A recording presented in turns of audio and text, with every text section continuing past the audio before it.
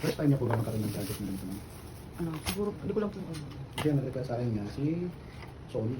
Ah, Sony Philippines. Okay, ito na.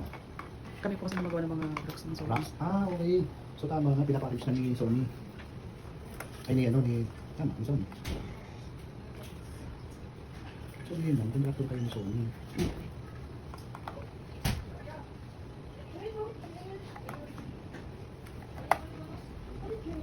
Ito kami sa akin po.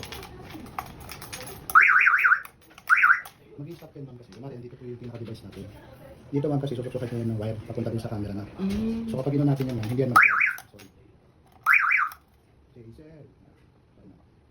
Ito. Kasi ma'am, naka-short po siya, nakadikit. So kung si intruder ma'am, yung shop antay siya, yung shop leader natin, pag pinutol mo yung wire, tinangkan yung yung item, puputulin niya yung wire.